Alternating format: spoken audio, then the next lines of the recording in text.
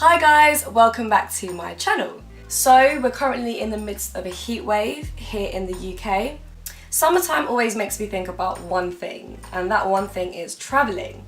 So today I thought I would bring to you guys a video all about traveling on a budget, traveling on the cheap, because who doesn't like to save money? In this video I will be giving you guys my top tips on saving money whilst you are out scouring the globe, and also some useful links, some useful websites and apps to help make your traveling a little bit more straightforward, a little bit more interesting, and a little bit easier. And cheap. The key word in this video is cheap. Before I go into any details, the one thing I would say to you guys is that you need to be organised and you need to plan before you go away. It's a good idea to plan anyway, but if you do want to save money, it's always good to book things in advance. And you have to be prepared to do things that may take a bit more time in order to save money. You do have to make sacrifices if you want to keep your cash.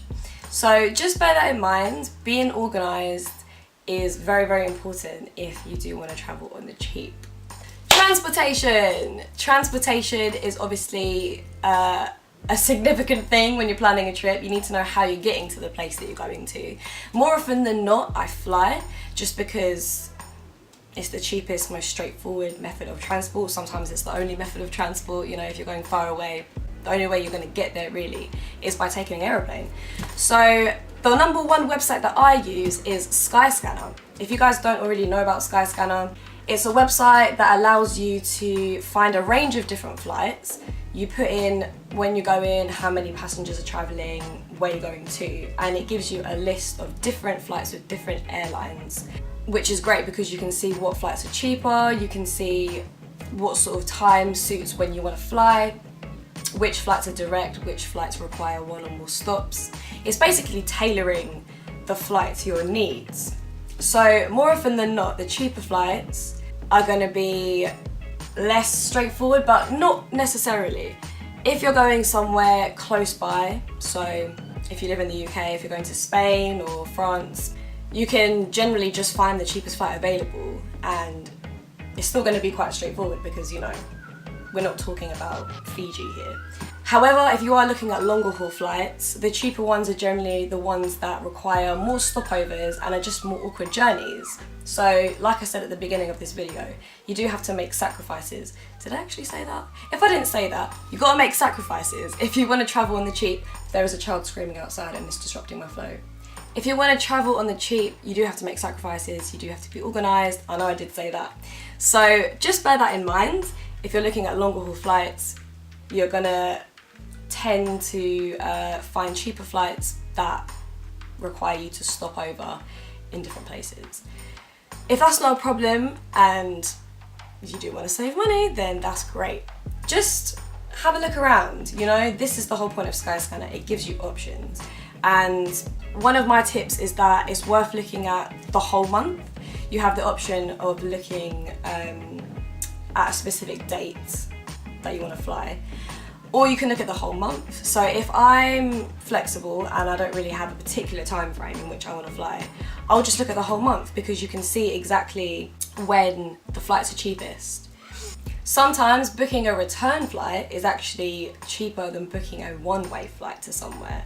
So if you don't want to come back, or if you're moving on to different places, sometimes it's worth actually buying the return flight because for some reason or another it's cheaper than buying a single ticket.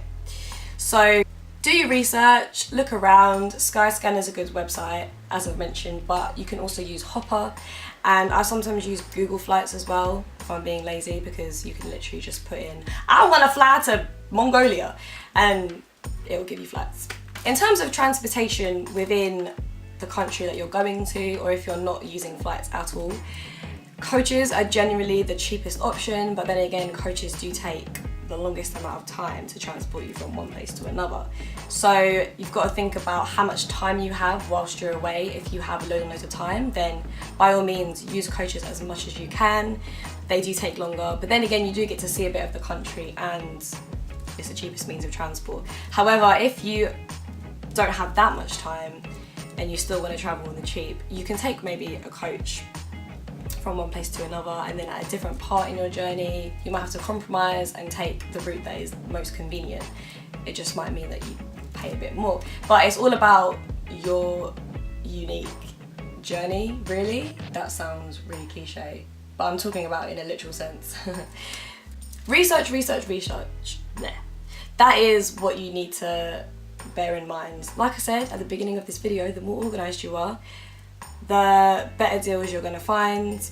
In terms of accommodation, I use Airbnb a lot because I think Airbnb is a cost-effective way of staying somewhere that feels quite local, feels quite homey. Hotels are nice, but hotels can be expensive, so obviously you want to save money, right? Obviously Airbnb has its pros and cons. Generally, if they have good reviews and they seem like a reliable source, then you just got to take that risk, really. There's a little bit of risk involved in whatever you do. Sometimes Airbnbs do go wrong, but personally I've never had a bad experience. I think those instances are far and few between. In general, I would highly recommend Airbnb. It's so big now, and you can get homes pretty much anywhere. And you can obviously use different filters on Airbnb to tailor to your needs rather. So you can obviously choose how expensive you want the place to be. Just bear in mind the location. Again, places that are very, very central will be more expensive. It's worth looking at somewhere that is just outside the centre, so it's cheaper, but then it's still within walking distance to the centre. On another note, when I'm away I walk a lot. If you want to save money, you have to be prepared to walk a lot, unless the place you're going to has very, very cheap transport, like in Southeast Asia. Getting around and the cost of everything there, pretty much excursions, transportation, food, everything is cheap. It's just the flights that are expensive. But if you're in a place like that, you know, you can be a bit more flexible because the cost of living is cheaper. Whereas, you know, if you're in Italy or something, you might want to just factor in how you're planning to get around. On that note, when you're planning to do stuff, get a map, get Google Maps, virtual map or physical map, and look at all the things you want to do. What areas are they in?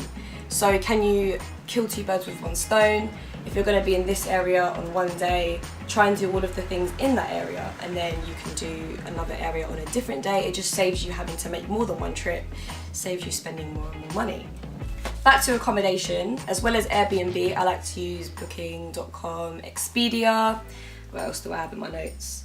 Hostel World. Hostels are dirt cheap, but obviously you got to share with people. So again, compromising. Are you willing to make that sacrifice? Are you willing to sacrifice a bit of privacy to save money? I know I would in a lot of different situations, but it depends again on the nature of your trip. Sometimes there will be flash sales, so again, research. It's all about research, looking at these websites and seeing if there are any sales, whether that's a particular hotel or a particular destination. So you've got your flights, you've got your accommodation, now you're on holiday and you want to go sightseeing, you want to do stuff. A good thing to bear in mind is that you might need to book certain excursions or activities in advance, and they may also be cheaper in advance. Remember to make the most of any discounts you can get your hands on. So if you're a student, make the most of your student discount.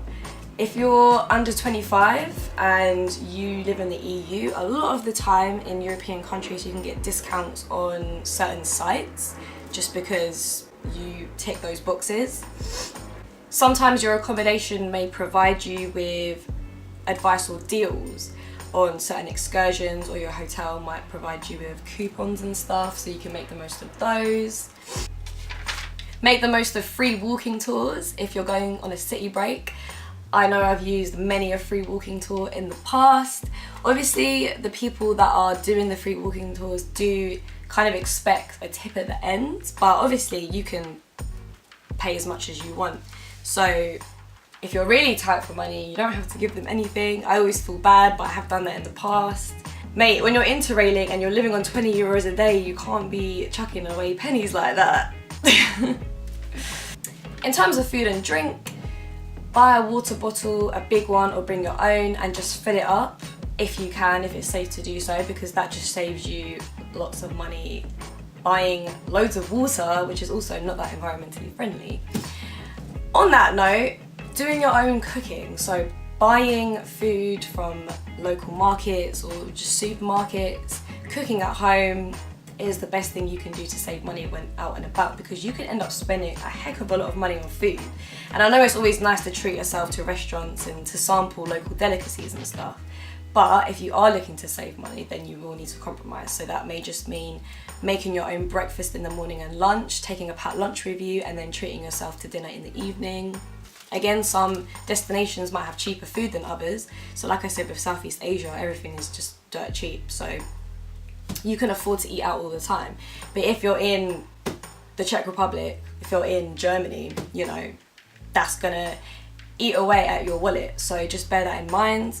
If you don't have the facilities to cook, then again, try and shop around, shop in local markets. One thing I always like to do is go to bakeries, because sandwiches and rolls and cakes and stuff, they cost literally nothing, but carbs fill you up, and you can sort of transport your sandwich around with you. Like, it's not gonna be a faff to move around. Like, you literally have it in a bag. It's not like a hot meal, you know, you can't really transport a hot meal, but if you have a roll, you know, you're good to go really. And so many countries, every country pretty much, has its own version of bread, has its own version of a pizza slice, you know? Honestly, I just milk bakeries for all they're worth, because the food is just so cheap and carbs just keep you going for a good amount of time, basically. Other things to mention, hand luggage. If you can, travel with hand luggage only, because that saves you quite a lot of money in terms of your flights. I've done a whole video on how to pack efficiently with hand luggage. Other useful websites I would suggest would be Lonely Planet or any other travel website that goes into depth about wherever you're going.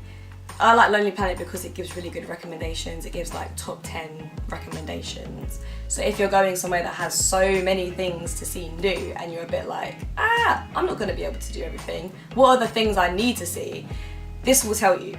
Citymapper is a great app that I like to use as a sort of alternative to Google Maps, because what it does is it gives you great info on the best route to take to get somewhere. It tells you how much it's going to cost, what the different methods of transport are, and it gives you live updates, so what time the bus is coming, what time the train is coming, what stops are going to be on this train line, everything that you need to know if you're going from A to B basically. And that app is completely free. It has quite a few cities, it's always expanding. So for example, it has like London, Paris, Hong Kong. It's not in every city obviously, but if you're going to a major city, then check Citymapper out because it may have that city on there. Last but not least is Pinterest. If you guys haven't heard of Pinterest, I don't know what you're doing with your life. But the reason I like Pinterest is because I can put in a destination or put in top 10 free things to see in this city, and it will give me lots of different options. It will take me to lots of different blog posts or websites or articles about what I need to find out basically. So that's a good source because it gives you, again, loads of options and you can tailor it to your needs. In terms of traveling on the cheap, to sum up, I would say planning is the #1 thing that you need to keep in mind, because that is the best way that you're going to save money. And also, saving money aside, it's just going to make everything more smooth. It's just going to make your trip more smooth because you will be more organised and you're not going to be last minute. And sometimes, you know, you do have to go with the flow. It again depends on the nature of your trip, it depends on where you're going.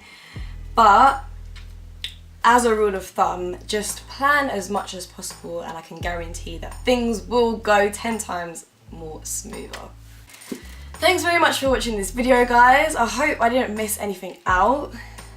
I'll give it a little rethink, and if I forget anything, I'll leave it in the description box below.